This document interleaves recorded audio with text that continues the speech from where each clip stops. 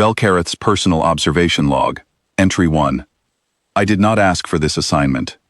When the Conclave of Worlds assigned me to embed with a human military unit, my superior handed me the briefing file with what I can only describe as an apologetic expression. He said the posting would be brief. He said humanity's conflict with the Drath hegemony was already in its final stages, and my role was simply to document the conclusion. He said, and I remember this clearly, that I should not expect anything remarkable.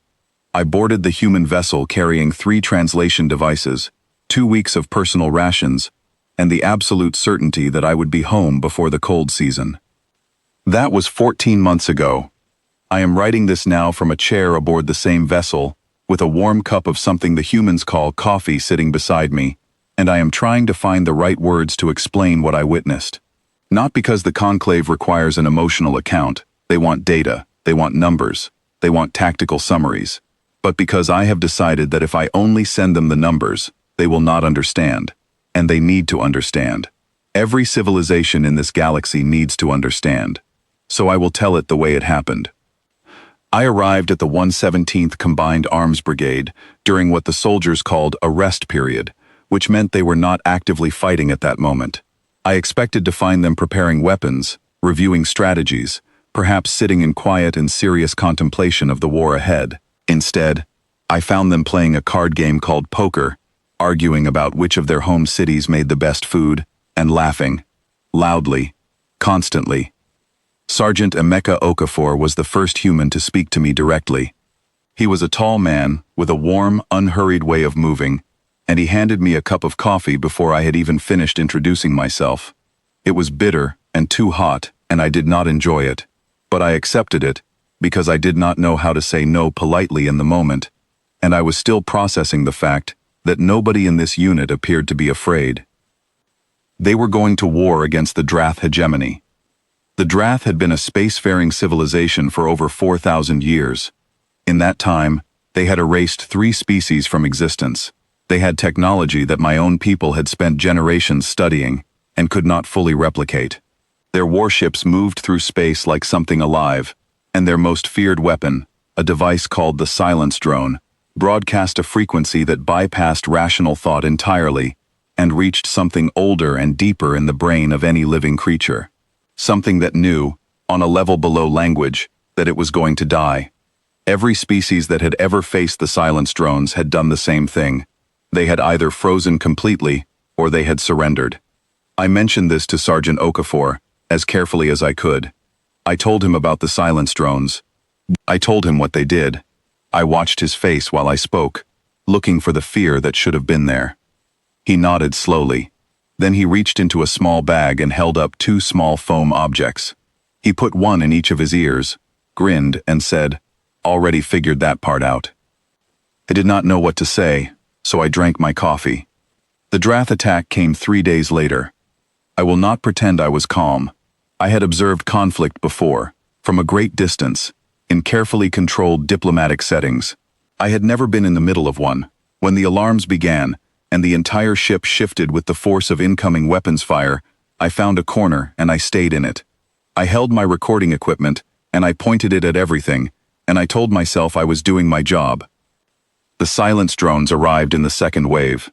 I heard them, or rather, I felt them, a pressure behind the eyes, a slow and spreading certainty that nothing I had ever done or would ever do had any meaning, that the universe was large and cold and indifferent, and that I was very, very small. I sat down on the floor. The humans put in their earplugs, and they ran toward the drones. I watched it through the recording feed afterward, because I was not able to watch it in the moment. They moved fast, low, and completely without hesitation. They had mapped the drone positions in the first wave, identified the gaps in coverage, and by the time the silence field reached full strength, they were already inside it, already past it, already pulling apart the Drath forward position piece by piece. 11 minutes. The entire forward position collapsed in 11 minutes. The Drath had no plan for something that kept moving. I updated my log that evening. I wrote that humans displayed anomalous resilience, likely due to biological factors. I wrote that the situation remained, in the larger strategic picture, unlikely to favor them. I wrote this because I still believed it, and also because I was not yet ready to admit that something I did not understand was happening. Then I met General Amara Solis, and I stopped being able to pretend. She was not what I expected. I had, without realizing it, built an image in my mind of what a human military commander would look like during a war of this scale. I expected someone loud, or frightened, or driven by the particular desperate energy of someone fighting against impossible odds. General Solis was none of these things. She was small, neatly dressed, and she spoke to everyone around her, soldiers, staff, and visiting alien observers alike, with the same unhurried courtesy, as if there was always enough time, even when there clearly was not. She spread a holographic map on the table between us, and began explaining her strategy. I followed it carefully. I am a trained observer, and I am not, by nature, someone who panics. But as she spoke, pointing to positions and timelines and resource movements with a calm, precise hand, I realized I was not understanding her plan correctly. I went back over it in my mind. I checked my translation device. I reviewed my notes. She was not planning to push the Drath back. She was planning to end them. Not in the way species sometimes speak of ending their enemies, as an expression of frustration or anger. She meant it as a tactical outcome. She had identified the 17 Drath warfleets, calculated their movement patterns, and designed a sequence of events that would, over a period of months, bring them all into positions from which they could not recover simultaneously.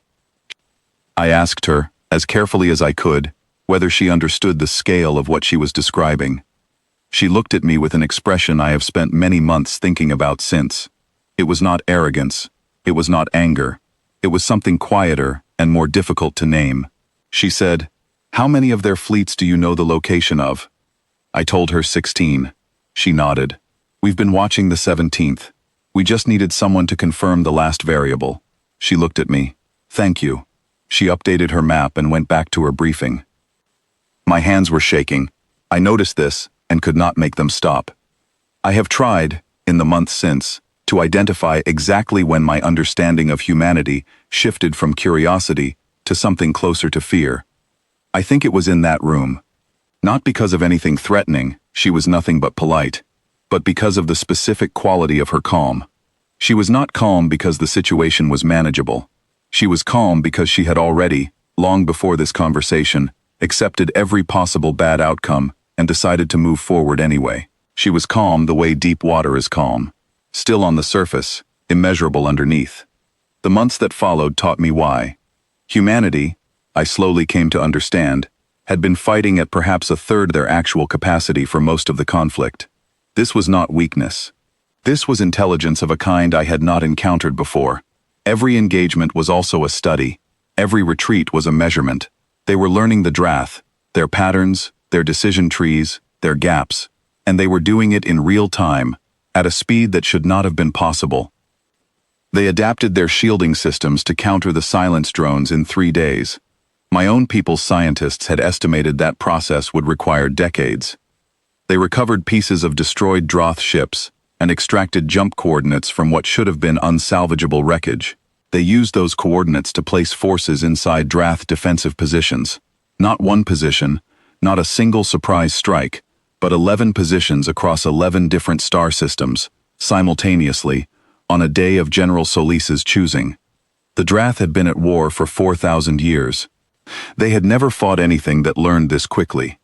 When Protocol Carthage began, I did not fully understand what I was watching until it was nearly over. There was no dramatic declaration. There was no great speech. The general simply gave a series of quiet orders over the course of several hours, and across 11 star systems, those orders were carried out with a precision that did not look like war. It looked like engineering. The Drath flagship requested communication in the 8th hour. A commander appeared on screen, one of their highest-ranking officers, a being who had lived for 600 years and erased entire worlds from the map of the galaxy. He was not accustomed to this position. You could see it. He spoke carefully, choosing each word with the particular caution of someone who has rarely had to think about how they sound. He offered terms. General Solis listened without expression. There was a long pause, then she said, "You burned the colony at Kepler 442b. The evacuation ships were still in dock. There were children on that planet. The Drath commander began to explain. He spoke about the logic of war, about resource competition and strategic necessity, and the mathematics of survival. She cut the feed. She gave one order. I did not look away in time. I wish I had, not because what I saw was lawless or random. It was neither of those things, but because it was so completely final, and because her face, in the moment she gave the order, held something I had no word for. Not rage, not satisfaction. Something that looked, to my eyes, very much like grief. She did not want to do it. She did it anyway. And then, she asked someone to bring her coffee, and she went back to the map. That is the moment I want the Conclave to understand. Not the military tactics, not the speed of adaptation, not the strategic genius of the simultaneous strikes. That moment. A person who clearly understood the full weight of what she was ordering, who felt it, who did not pretend it was easy or justified in a way that made it comfortable, and who did it anyway, precisely and without excess, because someone had made a choice that she had decided would not be allowed to continue. The war ended 7 weeks later. The Drath hegemony, which had existed for 4,000 years and destroyed 3 civilizations during that time, ceased to exist as a political body. The human forces began distributing aid to surviving Drath populations within 48 hours. They offered a formal citizenship pathway to any Drath individual who renounced the hegemony's charter. They began rebuilding the colony worlds. I have thought about this many times. The same people who moved with such terrible precision through 11 star systems simultaneously, who ended something ancient and enormous, as if solving an equation. Those same people sent food shipments to the survivors and began planning schools. They were not confused about what they had done. They did not pretend it had not happened. They built anyway. I stood at the Conclave podium 3 months after my return, and I looked out at several hundred of the greatest diplomatic minds in the known galaxy, all waiting for my report. They wanted numbers. They wanted a recommendation for aid packages, perhaps a note about integrating humanity into some junior diplomatic tier, perhaps a gentle discussion about monitoring their development. I stood there for a long time without speaking. Then I said that I recommended reclassifying humanity from Category 4, primitive emerging species, to Category 1, peer civilization, immediately, without the standard review period. The chamber erupted. I waited. When it was quiet again, I told them what I had seen, not the statistics, what I had actually seen. I told them about the earplugs. I told them about the map. I told them about the general's face in the 8th hour of Protocol Carthage, and what it looked like to watch someone feel the full weight of a decision and make it anyway. I told them that the Conclave had classified humanity as primitive because they kept going to war with each other. I told them that we had misread this completely. We thought it was evidence of disorder, of a species that had not yet grown into reason. What we did not understand is that a species that spends millennia in conflict with itself learns things that cannot be learned any other way. They know how soldiers think. They know how commanders think. They know how a civilization behaves when it is frightened and when it is desperate, and when it believes it has nothing left to lose. They had not climbed to the stars despite their history. They had arrived here carrying every lesson that history had ever taught them. And then, when they won, they built schools. I ended my report by saying that humanity almost certainly already knew the Conclave had been watching them. I said I believed they had known for quite some time. The silence in the chamber lasted a very long time. I packed my things aboard the human vessel 2 days later. Sergeant Okafor appeared in the doorway of my quarters, holding 2 cups of coffee. He handed me one. We sat without speaking for a while, which I had learned was something humans did when there was too much to say, and they had decided, between them, not to say it. He asked what I had written about his people. I held the cup in both hands. I thought about all of it, the card games before battle, the earplugs, the map table, the rebuilding, the coffee, always appearing exactly when everything felt too large to hold. I said, that you are the most dangerous thing I have ever encountered. He laughed softly. Nah, he said. We're just stubborn. I nodded. I sipped my coffee. Outside the viewport, stars moved slowly past. I thought, yes, that is exactly what I said.